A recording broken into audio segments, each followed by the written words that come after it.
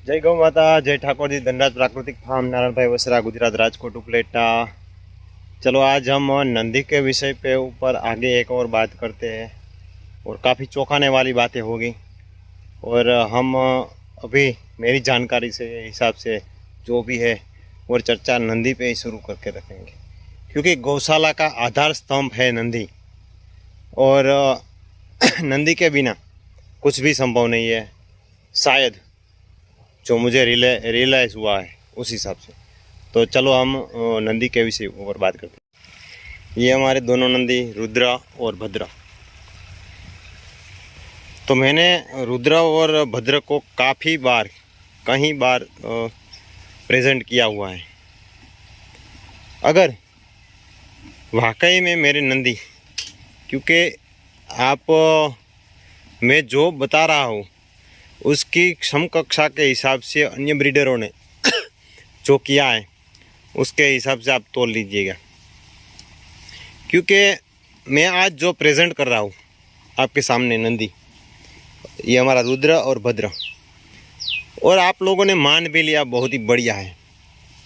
क्योंकि अगला दौर जो गुजर गया, जो चला गया, उसके बारे में हम बात नहीं करेंगे, लेकिन जो आने वाला दौर है जिसके ऊपर हमें नींव रख के आगे चलना है, तो उसके ऊपर ही हम बात करेंगे। चलो, हमने मान लिया उसकी माँ का दूध 10 लीटर था और हम ले आए। चलो आप भी मान लीजिए कि उसकी माँ का दूध 10 लीटर था और ये नारायण भाई भी ले आए। तो उसका मतलब ये नहीं है कि आप इनके नीचे जो बछड़ा आए तो इस रिकॉर्ड के आधार के ऊपर ख़रीद लें। आज मेरे यहाँ हो और कोई मेरे यहाँ से ब्रीड करा के ले गया, चलो कोई अच्छी गाय यहाँ पे लेके आया फालू कराने के लिए, और फालू करा के ले चला गया और उसके यहाँ बछड़ा आया, बहुत ही प्यारा अच्छा बछड़ा है। तो रुद्र के नाम पर तो बछड़ा लेना नहीं चाहिए। तो बछड़े का चयन अभी करे गौशाला के लिए, तो उसका मूल कारण क्या है और आज तक बड़े बड़े ब्रीडरों ने क्यों नहीं बताया। एक तरफ से तो हम ब्राज़ील की बुराई करते हैं और दूसरी तरफ से जो ब्राज़ील वालों ने काम किया उसके ऊपर हमें फोकस नहीं करना, उसके ऊपर हमें ध्यान नहीं देना। हमें तो फ्री के बछड़े चाहिए, कैसे भी बछड़े हो, ठीक ठाक बछड़े हो या ना हो। हमारी गौ माता बहुत ही सुंदर प्यारी और हो, लेकिन हम नंदी चयन करने में गलती कर देते हो और बछड़ा कैसा भी हो चलेगा। तो उस हिसाब से आपकी गौशाला कभी आगे नहीं बढ़ पाएगी। देखिए, हम वीडियो बना रहे तो नंदी हमारा रुद्र हमारे पास आके खड़ा हो गया। तो हम बात ये कर रहे थे कि उस हिसाब से आपकी गौशाला या मेरी गौशाला नहीं चलेगी। आपकी गाय प्योरिटी में कम होगी तो भी चलेगी। मैं ये नहीं कहता कि आपकी गाय 100% प्योर होनी चाहिए, प्योरिटी में कम होगी तब भी चलेगी, लेकिन आपका नंदी प्योर होना चाहिए। प्योर होना चाहिए उस हिसाब से उसकी माँ कितनी बार बीमार हुई, उसकी माँ में कौन कौन सी बीमारियाँ हैं वो भी पता होना चाहिए। और जो गाय ब्रीड हुई उससे हमें बछड़ा लेना है नंदी करने के लिए। चलो, आज आप बछड़ा लेने आए तो रुद्र के नीचे जो बछड़ा खड़ा है वो लेके चले गए, लेकिन आपने रुद्र की माँ कैसी थी कुछ नहीं, आपने मेरे साथ कुछ बातचीत की नहीं कि उसकी माँ ठीक ठाक थी या बीमार रहती थी, कुछ नहीं है। वो काफ़ी ऐसी बातें होती है, कुछ ऐसा आपने नहीं बात की और ले गए, तो वो आनुवांशिक बीमारी जो आने वाली नस्ल है उनमें भी रहेंगी। काफ़ी हमने पुराने जो बुज़ुर्ग है उनसे बात करके, क्योंकि हमने जो हमारा तीसरा नंदी था जो बगल में गांव में था वो एक जगह पे भेजा, तो उन्होंने एक बताया कि बहुत ही बढ़िया नंदी था, उसकी सुंदरता की कोई बात नहीं थी। ऐसा आज तक का ऐसा सुंदर नंदी, हमारा नंदी उससे भी सुंदर था। नंदी सुंदरता में हमारे नंदी से भी सुंदर नहीं, जो सुंदर है उसको कहना पड़ेगा। लेकिन उनका बच्चा आना शुरू हुआ तो 10 बच्चों में से 15 बच्चों में से 10 बच्चों का आगे के पैर चिपके हुए आए। तो ये नंदी की खुद की खामी की वजह से ये हुआ था। तो ये भी होता है, और इनके नीचे जो बच्चा आएगा तो उनमें भी ये रहेगा। तो ये छोटी छोटी बातें, काफ़ी बातें ऐसी होती है। तो चलो आपको इनका किसी भी प्रकार का, किसी भी नंदी का बछड़ा चयन करना हो तो रुद्र का, चलो हम एग्जाम्पल लेते हैं रुद्र या भद्र का। तो हमारी जो गाय है, एक गाय चलो एग्जाम्पल बीमार नहीं रहती, मैं आपको एग्जाम्पल के तौर पे वो कहता हूँ, बहुत ही प्यारा बच्चा इनके नीचे आया और वो गाय हल्की फुल्की सी बीमार रहती है और एक थोड़ा ब्यूटी में कम है, लेकिन उनकी इम्यूनिटी पावर बहुत ही बढ़िया रहती है। तो देखने वाला आएगा तो एकदम ब्यूटी में है वही सिलेक्ट करेगा, तो उस हिसाब से सिलेक्ट नहीं करना चाहिए, क्योंकि आने वाला कल जो हमारे यहाँ तैयार होने वाला है तो वो भी उनमें कई बीमारियाँ लेके आएगा। तो उस हिसाब से काफ़ी बातें होती हैं।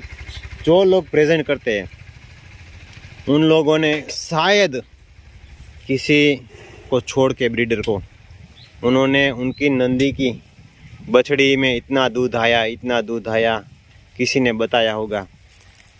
कई ब्रीडरों ने तो नंदी के ऊपर इतनी बातें कर डाली, लेकिन उनकी बछड़ी आज है या नहीं है, उस नंदी के नाम पर बहुत सारे बछड़े बेचे, लेकिन उनकी बछड़ी कितनी दूध में है वो बात बताएगा नहीं।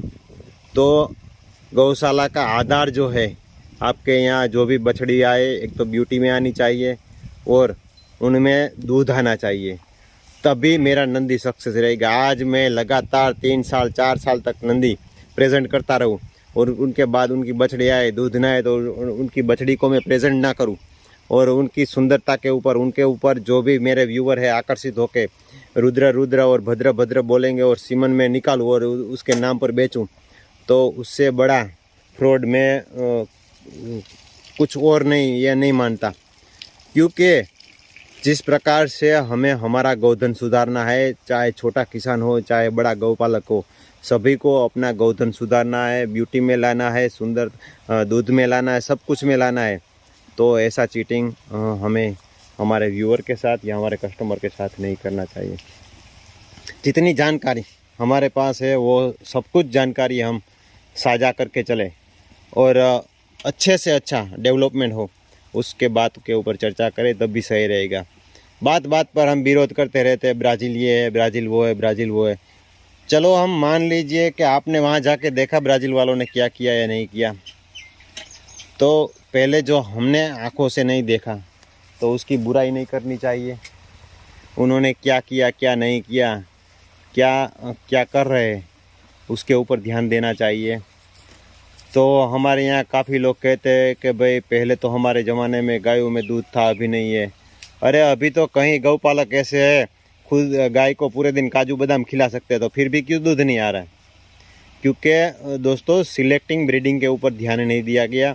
चलो मेरे पास 4 गाय है और ये 2 गाय सुंदर ब्यूटी में है, दूध में सभी एकदम बहुत ही बढ़िया है, लेकिन जो सुंदर ब्यूटी में नहीं है और वो गाय है वो लॉन्ग टाइम तक दूध में रहती है, और जो ब्यूटी में है वो लॉन्ग टाइम दूध पर नहीं रहती है।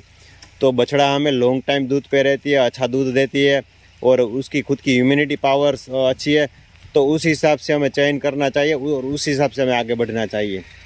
तो ऐसी काफ़ी बातें हैं, समय समय पर हम बातें करते रहेंगे, क्योंकि आज तक आपने नहीं देखा होगा कि किसी भी गौपालक ने उनके यहाँ जो नंदी यूज़ किया गया है उनकी बछड़ी में कितना दूध आया, किसी ने नहीं कहा होगा। ये हमारी 2 बछड़ियाँ हैं, देखो ये हरी की बच्ची है, हमारे पास हरी था, हमने आगे भी वीडियो डाला था, हम पीछे भी डाल देंगे। अभी तो हरी बहुत ही बुरी हालत में है, हमने दिया था, वहाँ से दूसरी जगह पे गया, हरी को कुछ हो गया है, लेकिन शायद हम उसको भी वापस दिखाने का और सही करने का प्रयास करेंगे, क्योंकि हम अभी तो यहाँ पे रख नहीं सकते। उसने बोला कि आप जितना खर्चा वो ले जाइए, उसको वापस सही कर दीजिए, क्योंकि जब यहाँ पे हरी था तो एकदम तंदुरुस्त रुष्ट पुष्ट था, अभी थोड़ा हल्का फुल्का वीक हो गया है। तो अब देखना ये है कि इन बछड़ियों में हरी का दूध कितना आएगा, क्योंकि हरी की माँ थी वो GLDB गोपाल की बची थी और हरी का बाप था वो स्वामीनारायण कुंडन मंदिर का श्याम था, यानी कि उपली दोनों पीढ़ी थी वो बहुत ही बढ़िया थी। तो अब इन बच्चियों में कितना दूध निकलेगा इस हिसाब से हमें आगे भी सोचना होगा, क्योंकि ये वाली एक तो मिस्री की बच्ची है तो एक तो उनमें तो उनकी माँ में बहुत ही अच्छा दूध है, और ये एक दूसरी एकदम से रेड वाली है, उसकी माँ में भी दूध ज़्यादा है, लेकिन जो मिस्री है मिस्री से कम है। तो दोनों में दूध कितना आएगा, दोनों में डिफरेंस कितना रहेगा, वो भी देखना है। तो काफ़ी नंदियों के बारे में बातें हैं चर्चा करने के लायक, लेकिन कोई नंदी के बारे में चर्चा नहीं करता है। नंदी के बारे में चर्चा करता है तो सिर्फ वन साइड नंदी को ही प्रेजेंट करता है, और ब्राज़ील वाले नंदी को प्रेजेंट करते हैं तो किस हिसाब से प्रेजेंट करते हैं, उसकी माँ के हिसाब से प्रेजेंट नहीं करते, उसकी माँ के हिसाब से देखते हैं, लेकिन उनकी बछड़ी में कितना दूध है ना उस हिसाब से प्रेजेंट करते हैं। और काफ़ी लोगों का कहना है कि इन ब्रीडिंग हुआ, वो हुआ। काफ़ी मेरे जान पहचान वाले हैं, और A2A2 रिपोर्ट काफ़ी गौपालकों को भी मालूम नहीं होगा। A2A2 रिपोर्ट क्या होता है? शुद्ध गिर का जो रिपोर्ट होता है, जो पहले यहाँ जूनागढ़ कृषि यूनिवर्सिटी में होता था, अब यहाँ पे नहीं हो रहा, अभी आनंद यूनिवर्सिटी में हो रहा है, और थोड़ा बहुत महंगा है। शायद कोई करवाता हो, ना करवाता हो तो मुझे मालूम नहीं है, मेरे एक दोस्त ने करवाया था। तो मेरा कहने का तात्पर्य सिर्फ है, वो जो सीमन बेचते हैं तो उनमें जो भी प्योरिटी होती है वो भी ऑन पेपर देते हैं, और जिनमें प्योरिटी नहीं होती है उनमें भी वैसा लिख के देते हैं। तो मैं उनकी तरफदारी नहीं कर रहा हूँ, लेकिन हमारी जो खामियां हैं मैं उसके बारे में बता रहा हूँ। क्योंकि हमें एक तो अच्छा कहते हैं कि हमारे यहाँ जो है शुद्ध है, लेकिन हम दूध में आगे नहीं बढ़ा पा रहे। उसकी वजह भी ये है क्योंकि सिलेक्टिंग ब्रीडिंग के ऊपर हमने कभी फोकस ही नहीं किया कि आज हमारे यहाँ जो गाय दे रही है, दूध दे रही है, आपके पास 100 गाय है या 150 गाय है, लेकिन आपको बछड़ा फ्री में चाहिए, और छोटा गौपालक है उनके पास एक टाइम का 12 लीटर या 11 लीटर दूध है, उनका बछड़ा दूध पिला के उसने अच्छा बनाया, तो उस गौपालक को दाम नहीं देना, लेकिन सिर्फ फ्री में चाहिए। तो उस हिसाब से उनका ब्रीडिंग आगे भी नहीं बढ़ेगा, और छोटे गौपालक को प्रोत्साहन भी नहीं मिलेगा। तो काफ़ी ऐसी छोटी छोटी बातें हैं, उसके बारे में आगे भी बात करते हैं। वीडियो शायद लंबा हो जाएगा, चलो नेक्स्ट डे बात करेंगे, और काफ़ी इसके बारे में चर्चा होगी।